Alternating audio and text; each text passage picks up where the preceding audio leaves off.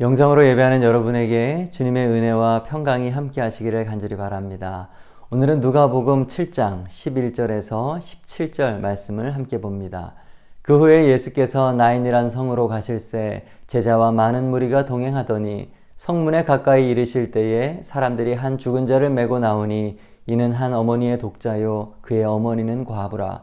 그 성에 많은 사람도 그와 함께 나오거늘 주께서 과부를 보시고 불쌍히 여기사 울지 말라 하시고 가까이 가서 그 관에 손을 대시니 맨 자들이 서는지라.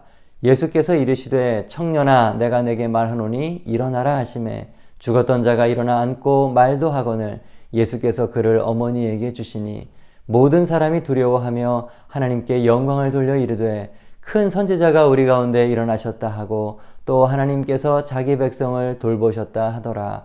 예수께 대한 이 소문이 온 유대와 사방에 두루 퍼지니라. 아멘. 예수님께서 제자들과 나인성으로 들어가고 계셨습니다. 성문에 가까이 오셨을 때 예수님은 어떤 사람들을 만나게 되죠? 그들은 한 과부의 외아들이 죽어서 이제 장례를 치르고 성 밖 공동묘지로 나가고 있었던 사람들이었습니다. 예수님은 그 과부를 보시면서 불쌍히 여기셨습니다.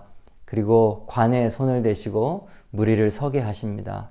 말씀하셨죠. 청년아 일어나라. 그렇게 말씀하실 때 아들은 살아났습니다.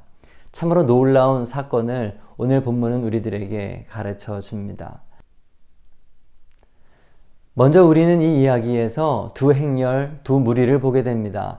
첫째 11절 예수님과 함께하는 제자들의 행렬과 둘째 12절 죽은 자를 메고 나오는 사람들의 행렬이 그것입니다. 여러분 두 행렬의 차이가 느껴지십니까? 그렇습니다. 첫 번째 행렬은 예수님과 함께하는 생명의 행렬이고 두 번째 행렬은 죽음의 행렬입니다. 이 두 행렬이 지금 나인성 앞에서 마주친 것입니다. 그리고 거기서 생명의 근원이신 예수님께서 죽음의 행렬을 생명으로 변화시키십니다. 여러분 이 두 무리 두 행렬은 2000년 전 나인성에만 있었던 것이 아닙니다. 과거에도 이 두 행렬은 존재했었고 오늘도 이 땅 어디에서나 두 행렬은 존재하고 앞으로 세상이 끝날 때까지 이 두 행렬의 구분은 계속 있을 것입니다. 그렇습니다. 가고 오는 모든 세대의 모든 사람은 이 두 가지 행렬, 생명의 행렬이나 죽음의 행렬 중에 한편에는 반드시 속하여야 합니다. 여러분은 어느 행렬에 속해 계십니까? 생명의 행렬에 속하시기를 주님의 이름으로 축복합니다. 그렇다면 이 생명의 행렬과 죽음의 행렬의 차이는 무엇일까요? 그리고 생명의 행렬에 속하기 위해서 우리에게 필요한 것은 무엇일까요? 첫째, 예수님과 함께해야 합니다. 두 무리를 구분하는 가장 큰 기준은 예수님께서 거기 계시는가 여부입니다. 한 무리는 예수님이 계시고 한 무리는 예수님이 없습니다. 예수님을 믿고 그를 따르는 자들은 생명의 행렬이요. 예수님을 모르고 세상에 속해서 세상 임금인 사탄을 따르는 자들은 죽음의 행렬인 것입니다. 물론 그들은 자신이 죽음의 행렬에 속하여 있음도 알지 못하고 그것을 인정하지도 않겠지만 성경은 그것을 분명하게 우리들에게 가르쳐 줍니다. 요한복음 14장 6절 예수께서 이르시되 내가 곧 길이요 진리요 생명이니 나로 말미암지 않고는 아버지께로 올 자가 없느니라. 예수님은 생명이십니다.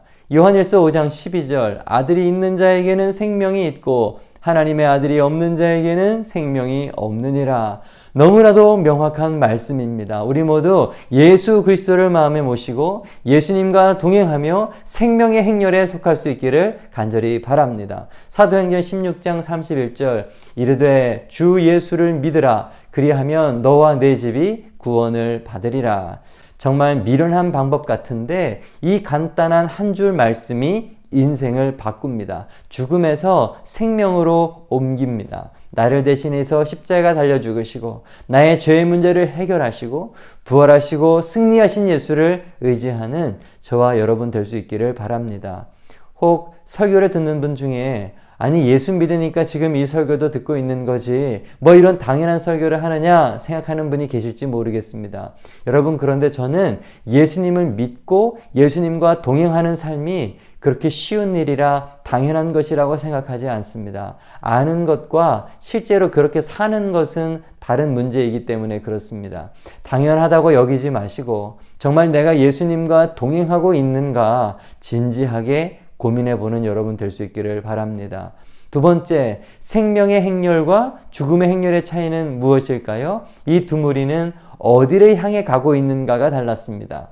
예수님의 생명의 무리는 나인성으로 들어가고 있었고 장래의 이 죽음의 행렬은 나인성 바깥으로 나가고 있었습니다. 두 번째, 나인성으로 들어가야 합니다. 나인성은 갈릴리의 아주 작은 성읍입니다. 주민도 얼마 되지 않는 외딴 곳에 있어서 성지순례를 가더라도 근처 나사렛이나 무깃도는 가도 이 나인성은 잘 들르지 않는 그런 곳입니다. 그런데 재미있는 것은 이 나인이라는 마을 이름의 뜻입니다. 나인은 양을 치는 목장이라고 하는 뜻을 가지고 있습니다. 그러니까 이 목장에 들어가는 무리는 생명의 무리요, 목장에서 나오는 무리는 사망의 무리라는 것을 알 수가 있습니다. 예수님께서 말씀하셨죠. 요한복음 10장 7절, 나는 생명의 문이라. 내가 문이니 누구든지 나로 말미암아 들어가면 구원을 받고.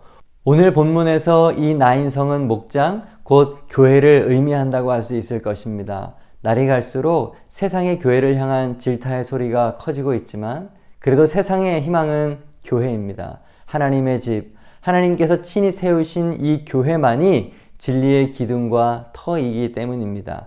진리 되시는 예수님이 선포되는 교회, 그 교회를 떠나지 말고 끝까지 그 안에서 주님 주시는 생명을 누리는 여러분 될 수 있기를 축복합니다. 마지막으로 세 번째, 사망의 행렬과는 달리 이 생명의 행렬에는 특징이 있습니다. 능력이 나타난다라고 하는 점입니다. 세 번째, 변화의 능력이 나타나야 합니다. 나인성 앞에서 마주친 두 행렬, 이들은 스쳐 지나가지 않았습니다. 이들은 영적으로 충돌했고 생명의 행렬이 사망의 행렬을 이겼습니다. 생명이신 예수님께서 죽은 아들을 살리신 것입니다. 슬픔으로 가득했던 이 죽음의 행렬은 예수님의 능력으로 인하여 생명과 환희, 소망의 행렬이 되었습니다. 그렇습니다, 여러분. 생명이 죽음을 이기는 것입니다. 예수님의 생명을 가진 자는 세상에서 승리합니다. 세상이 감당치 못하는 사람이 되는 것입니다. 요한복음 1장 5절 세 번역으로 함께 읽겠습니다. 그 빛이 어둠 속에서 비치니 어둠이 그 빛을 이기지 못하였다. 어둠 속에 빛을 비추면 어두움은 사라집니다. 빛은 어두움을 뚫고 들어가서 밝음을 만들어냅니다. 그러나 어두움은 빛 안으로 침범할 수가 없습니다. 어두움은 능력이 없기 때문에 그렇습니다. 사랑하는 여러분, 만약 우리가 예수 그리스도를 모신 참 그리스도인이라면 우리 안에 능력이 나타나야 합니다. 예수님께서 제자들에게 말씀하셨습니다. 너희는 세상의 빛이라. 산 위에 있는 동네가 숨겨지지 못할 것이요. 빛을 숨길 수가 없다고 말씀하십니다. 이같이 너희 빛이 사람 앞에 비치게 하여 그들로 너희 착한 행실을 보고 하늘에 계신 너희 아버지께 영광을 돌리게 하라. 빛을 비추는 것은 우리의 의무이고 하나님은 그것으로 영광을 받으시는 것입니다. 가정에서, 일터에서, 여러분이 머무는 모든 곳에서 예수의 생명을 가진 사람답게 죽음을 이기는 능력이 여러분들에게 나타나시기를 축복드립니다.